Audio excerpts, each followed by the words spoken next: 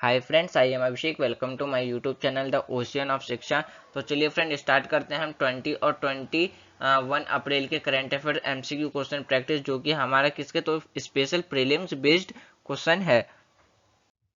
Last video का recall कर लेते हैं। सबसे पहले तो लास्ट वीडियो में जो हमने क्वेश्चन डिस्कस किया था, पहला क्वेश्चन ये था कि जो ब्लैक सी है वो किन कंट्री से सटा हुआ है। तो इसका जो राइट आंसर था वो था ऑप्शन बी, यानी कि अर्मेनिया और रसिया से। अगला जो क्वेश्चन था उसमें यह बताना था कि जो मॉरिशस है उसमें किस कंट्री को सबसे ज्यादा फॉलो किया जाता है। तो इसका जो राइट आंसर था वो था ऑप्शन सी, यानी कि हिंदुइज्म। अगला क्वेश्चन ये था कि किस स्टेट के द्वारा हाल ही में 13 नई डिस्ट्रिक्ट बनाने की बात की गई है, जिसे टोटल मिला के 26 डिस्ट्रिक्ट हो जाता। तो इसका जो राइट आंसर था वो था ऑप्शन बी, यानी कि आंध्र प्रदेश। अगला जो क्वेश्चन था वो ये बताना था कि किस इंस्टीट्यूशन के द्वारा डेवलप किया गया है positive pay system for cheque payment. तो इसका जो राइट आंसर था वो था ऑप्शन बी, यानी कि national payment corporation of India. अगला क्वेश्चन ये था कि किस कंट्री के द्वारा हाल ही में pilot project green steel by burning hydrogen launch किया गया है, यानी कि स्टार्ट किया गया है। तो इसका जो राइट आंसर था वो था ऑप्शन ए, स्वीडन। अगला क्वेश्चन हमें प्लेटो के संदर्भ में दिया गया था, तो हमें ये बताना था कि कौन सा स्टेटमेंट सही है। पहला स्टेटमेंट ये कह रहा था कि जो प्लेटो है वो कुइपर बेल्ट के बियॉन्ड में जाकर के सूरज की चक्कर लगाता है। और दूसरा स्टेटमेंट ये कहता है कि जो प्लेटो का जो एटमॉस्फेयर है वो मेनली कंपोस्ट किससे बना है, तो सल्फर डाइऑक्साइड से मिलकर के बना है।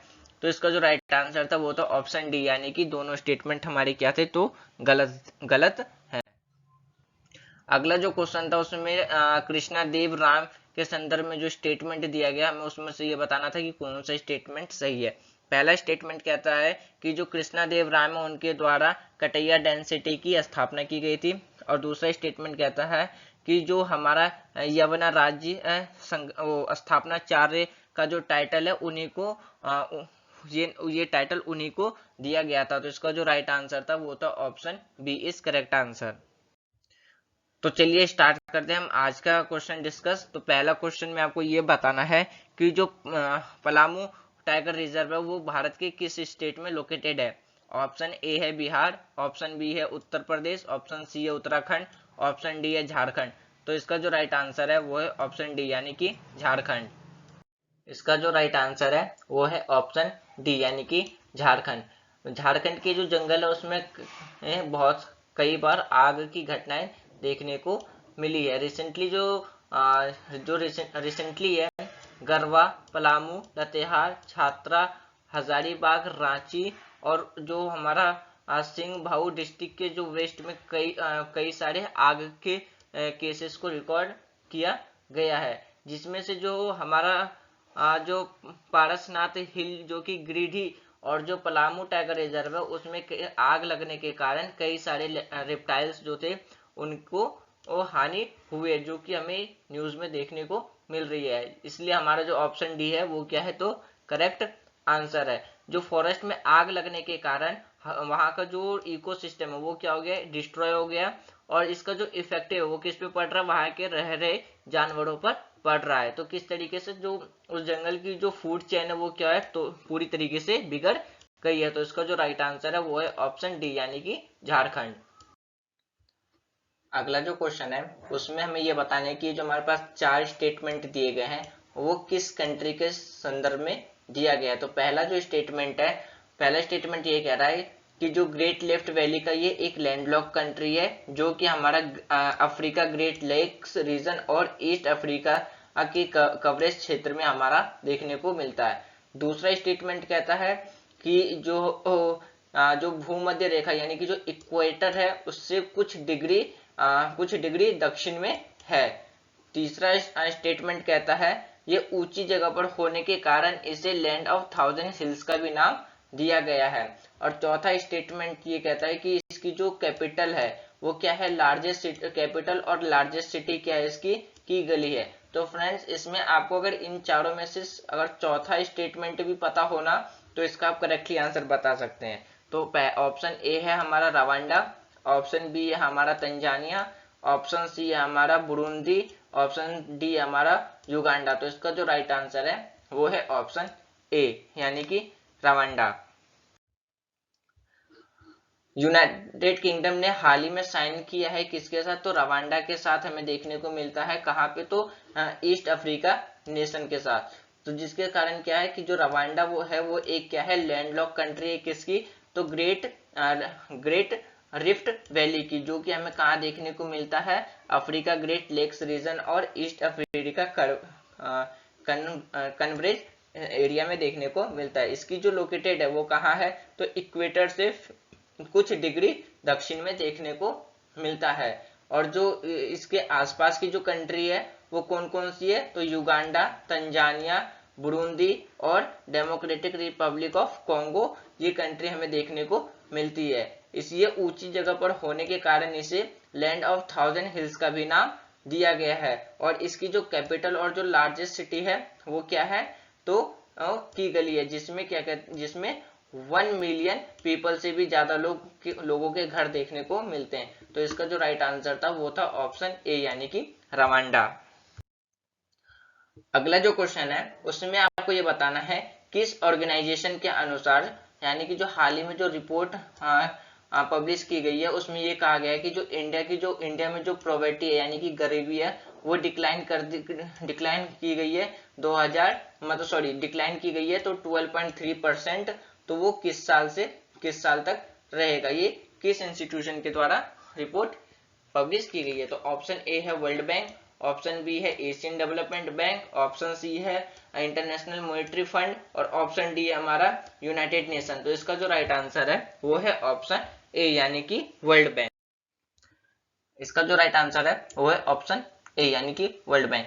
वर्ल्ड बैंक के द्वारा ही हाल ही में ये डिक्लेयर किया गया कि जो इंडिया में है वो 12.3% क्या है, तो हमें गरीबी यानी कि पॉवर्टी डिक्लाइन देखने को मिली है। कब से इसकी जो सर्वे डाटा लिया गया तो वो कब से, 2011 से 2019 के बीच में लिया गया है। आगे ये कहा गया है कि जो रूरल एरिया है वो उसमें ज्यादा गरीबी कम देखने को मिली है कंपेयर शहरी क्षेत्र से। तो ये किसके द्वारा कहा गया है, तो वर्ल्ड बैंक के द्वारा। तो इसका जो राइट आंसर था वो था option A is correct answer.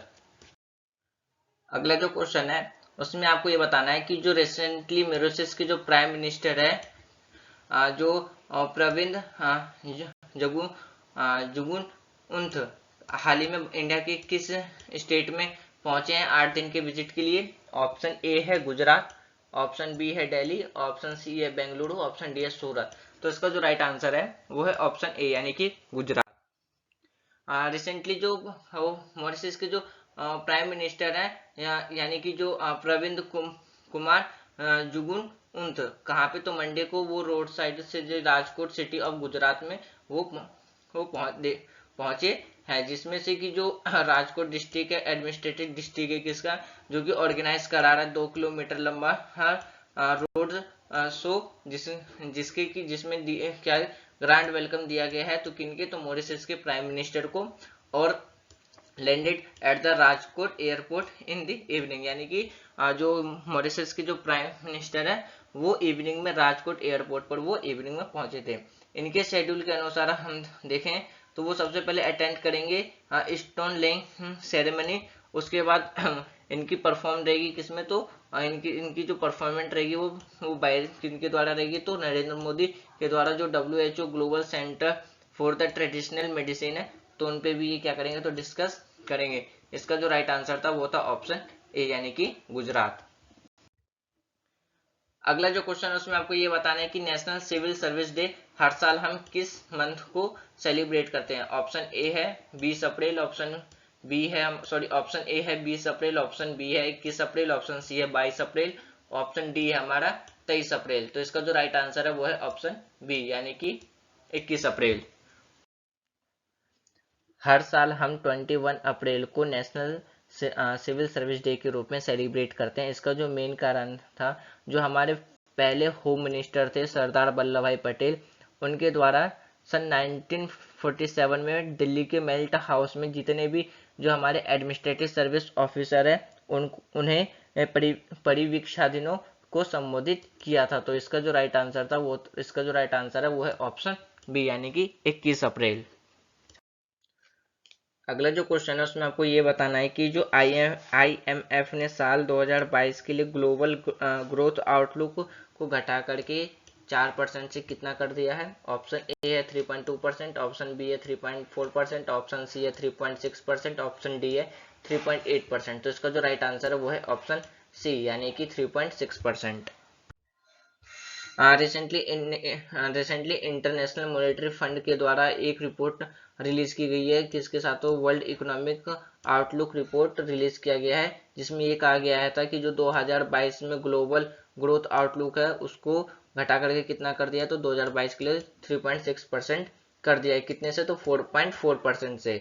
तो इसका जो मेन कारण बता रहा था, इसका जो मेन कारण बताया गया कि जो यूरोप में जो वॉर चल रही है जिसके कारण इसमें ग्रोथ कम कर दी गई है। तो राइट आंसर था इसका ऑप्शन सी यानी कि 3.6%। अगला जो क्वेश्चन है उसमें यह बताना है कि जो फेमस संकट मोचन संगीत है वो उत्तर प्रदेश के किस शहर में शुरू किया गया है? तो इसका ऑप्शन ए है कानपुर, ऑप्शन बी है वाराणसी, ऑप्शन सी है मथुरा, ऑप्शन डी है लखनऊ। तो इसका जो राइट आंसर है वो है ऑप्शन बी यानी कि वाराणसी। इसका जो राइट आंसर है वो है ऑप्शन बी यानी कि वाराणसी। यानी कि जो हमारा जो संकट मोचन म्यूजिक है वो हर साल संकट मोचन संगीत समारोह जो होता है वो यह एक वार्षिक यानी कि हर साल सेलिब्रेट करने वाला एक फेस्टिवल है जो कि संकट मोचन टेम्पल वाराणसी में हर साल इसको आयोजित किया जाता है। ये जो फंक्शन होता है यानी कि ये जो हमारा एनुअल फेस्टिवल है इसमें इंडिया के बड़े बड़े मतलब संगीतकार और कलाकार इसमें पार्टिसिपेट करते हैं। तो इसका जो राइट आंसर है वो है ऑप्शन बी यानी कि वाराणसी।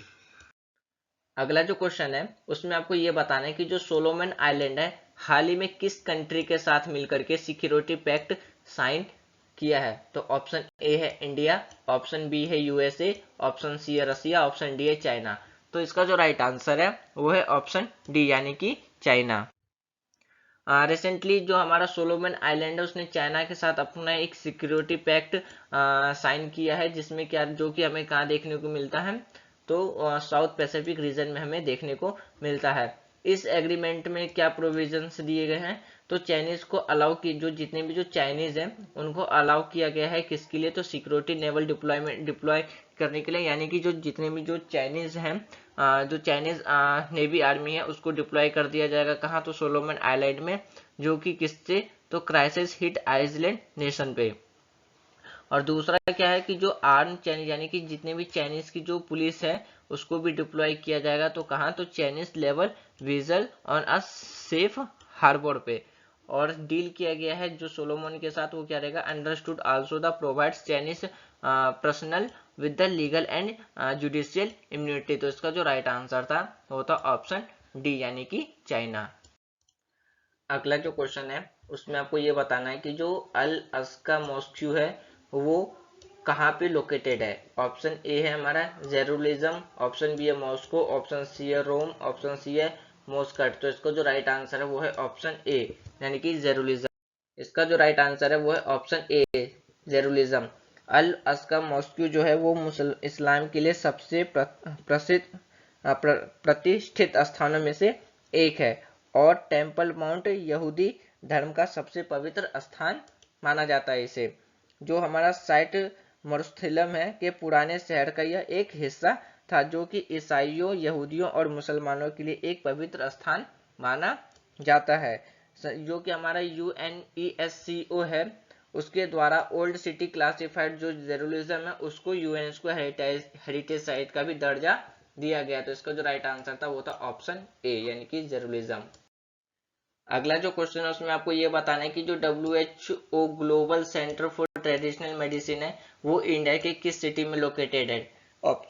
ऑप्शन ए है जामनगर, ऑप्शन बी है दिल्ली, ऑप्शन सी है कलकत्ता, ऑप्शन डी है मुंबई। तो इसका जो राइट आंसर है वो है ऑप्शन ए।